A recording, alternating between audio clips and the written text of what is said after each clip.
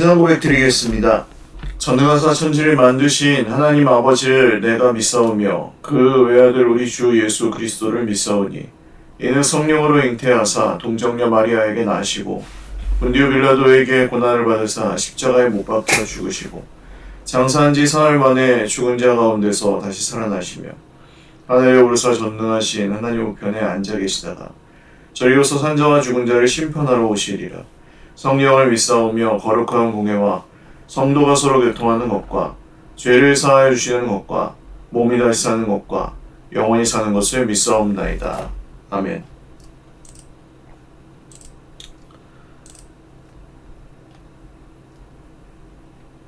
찬송가 88장 찬송 드리겠습니다.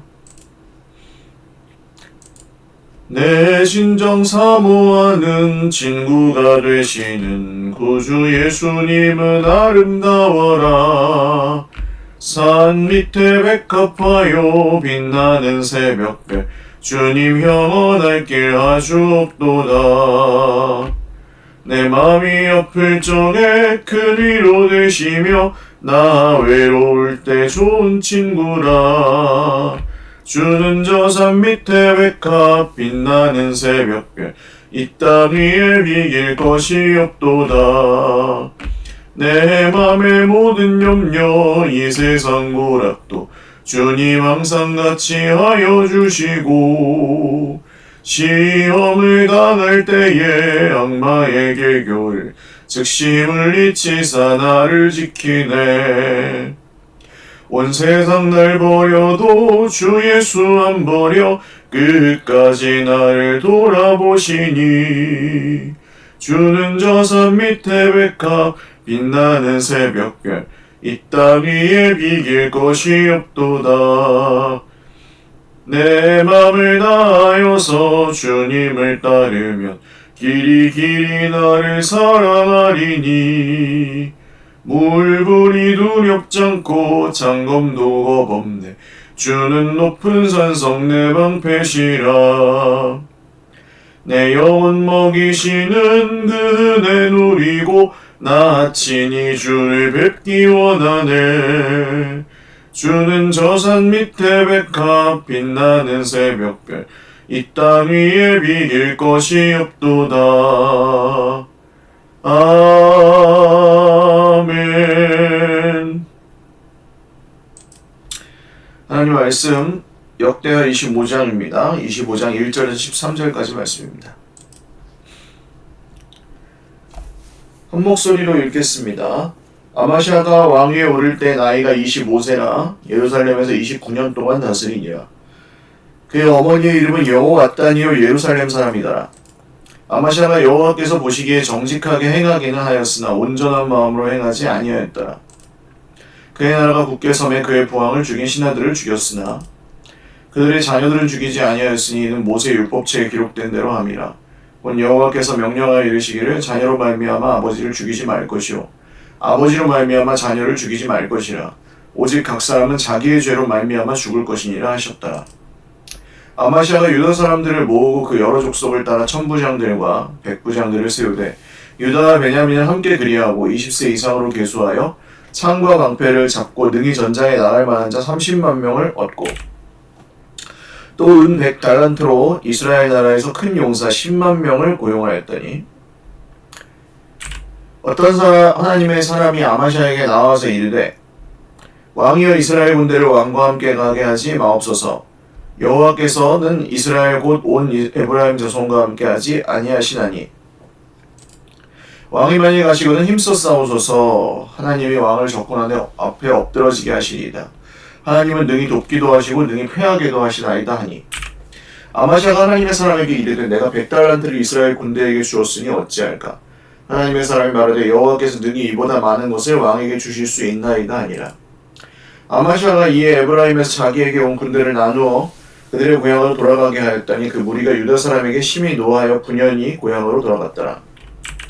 아마시아가 담력을 내어 그의 백성을 거느리고 소금 골짜기에 이르러 세일 자손 10,000명을 죽이고 유다 자손이 또 10,000명을 사로잡아 가지고 바위 꼭대기에 올라가서 거기서 밀쳐 내려 때려서 그들의 온몸이 부서지게 하였더라.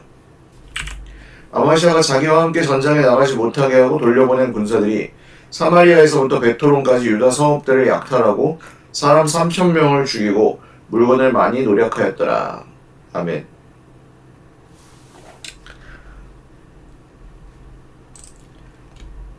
기도드리겠습니다. 참 좋으신 우리 하나님 아버지 감사합니다. 오늘도 하나님께 예배하며 하루를 시작합니다. 하나님 우리에게 오늘도 말씀하여 주시고 그 말씀 안에 주님이 주시는 기쁨과 소망을 또 능력을 누리게 하여 주십시오. 사랑하는 형제자매들의 모든 삶을 주관하시고 고난 중에 주님이 주시는 은혜로 잘 이기고 또 버티게 하시고 문제와 어려움이 결코 주님보다 크지 않음을 믿음으로 선포하며 오늘도 순종의 삶을 살게 하여 주십시오. 환우들을 기억하여 주시고 주님의 은혜로 치유하시고 회복하여 주십시오. 드리는 예배 가운데 주님만 홀로 영광 받으시고 주님의 뜻을 나라와 민족 가운데 우리의 공동체 가운데 한국교회와 또 세계 열방 가운데 주님의 뜻을 이루어 주십시오. 감사하고 예수님의 이름으로 기도드립니다. 아멘. 할렐루야. 오늘도 하나님의 은혜와 평강으로 풍성한 하루 누리시기를 바랍니다. 역대 25장 아마시아라는 유다 왕이 나옵니다. 25세 왕위에 올라서 29년 동안 다스리고 여호와께서 보시기에 정직하게 행하긴 하였으나 온전한 마음으로 행하지는 아니하였더라. 이 말이 무슨 뜻인지 한번 보시죠. 자, 그의 나라 굳게 섬에 그의 부왕을 죽인 신하들을 죽였으나 그러니까 쿠데타를 하려고 했던 신하들을 처단하고 그러나 그 자녀들은 죽이지 않았습니다. 부모의 죄로 인해 자녀가 벌을 받고 그렇게 하지 말라는 주님의 말씀대로 하려고 나름대로 순종하려고 애를 쓴 거죠. 그런데 이제 30만 명의 군대를 모아서 유다와 베냐민 지파에서 30만 명의 군대를 모아서 전쟁에 나가려고 하는데 30만 명이 좀 적어 보였는지 아마 좀 불안했는지 북이스라엘에서 은 100달란트로 큰 용사 10만 명을 용병으로 고용합니다. 이 100달란트를 주고 고용한 사건이 하나님께서 그것을 기뻐하지 않으셨는지 하나님의 선지자 한 명이 아마시아에게 왕이여 이스라엘 군대를 왕과 함께 가게 하지 마옵소서. 여호와께서는 이스라엘 곧 온 에브라임 자손과 함께 하지 아니하시나니 왕이 만일 가시거나 힘써 싸우소서. 하나님이 왕을 적군 앞에 엎드러지게 하시리다. 하나님이 능히 돕기도 하시고 능히 패하게도 하시나이다. 이렇게 예언합니다. 이스라엘 군대와 같이 가지 말아라. 근데 이제 아마시아는 100달란트 준 게 아까운데 어떻게 하겠느냐 그랬더니 하나님의 사람이 이렇게 말합니다. 하나님은 100달란트보다 더 많은 것을 왕에게 주실 수 있습니다. 사실 그대로 적용할 수 있는 말씀이기도 합니다. 우리가 하나님의 뜻대로 가야 하는데 그러지 않고 뭔가 불안해서 혹은 염려로 인해서 우리가 우리 개인의 계획대로 세상의 기준대로 선택하였을 때 사실 이미 지불한 대가들이 있기 때문에 그것을 처리하기가 좀 어려울 때가 많잖아요. 하나님의 뜻이 아니라는 걸 아는데도 내가 지금까지 한 노력이나 해오던 그런 것들 때문에 다시 하나님의 뜻 쪽으로 회개하고 돌이키기가 쉽지 않을 때가 있습니다. 그럴 때에는 오늘 이 말씀을 기억하십시오. 이 하나님의 사람이 하는 정말 중요한 말씀. 하나님께서는 당신이 잃어버린 것보다 더 많은 은혜를 주실 수 있습니다. 당신이 지금까지 그 길에서 해오던 것들이나 이미 투자한 것들을 다 잃어버린다고 할지라도 하나님은 순종하는 회개하고 돌이키는 당신에게 더 많은 것을 주실 수 있는 분이십니다. 그래서 이 말씀을 듣고 아마시아가 이 이스라엘 군대를 다시 자기 고향으로 돌아가게 합니다. 용병들을 100달란트를 아까워하지 않고 용병들을 돌려보냅니다. 그리고 에돔과 세일 자손, 에돔과 전쟁에 이르러서 유다 30만 군대로 전쟁을 했고 소금 골짜기에서 10,000명을 죽이고 또 10,000명을 포로로 잡아서 거기서 절벽에서 그들을 밀어내려서 죽였다. 큰 승리를 거둔 것이죠. 그러나 이제 그 용병으로 왔던 이스라엘 군대들이 사마리아에서부터 베트론까지 유다 성읍들을 약탈하고 사람 3,000명을 죽이고 물건 많이 노력하였다. 이런 말씀입니다. 다시 처음으로 돌아와서 온전한 마음으로 행하지 않았다는 것이 그럼 무슨 뜻인가 라고 다시 한번 생각해 보면 말씀대로 하려고 애를 쓴 면이 있습니다. 그 신하들의 자손들을 처벌하지 않았던 것, 이것은 하나님 말씀대로 하려고 애를 썼죠. 그리고 하나님께 의지하거나 하나님께 여쭙지 않고 북이스라엘의 군대를 용병으로 고용하여서 돈으로 그 문제를 해결하려고 했던 것은 온전한 마음으로 행하지 않았다는 평가에 들어갈 것입니다. 그러나 하나님의 사람이 그에게 찾아와서 하나님께서는 왕이 잃어버린 것, 투자한 것보다 더 많은 것을 주실 수 있으니까 이스라엘 군대랑 같이 가지 말아라.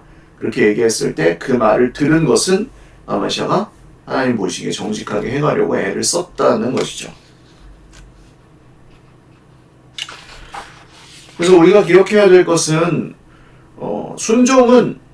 순종에는 늦은 법이 없습니다. 순종은 결코 늦는 법이 없어요.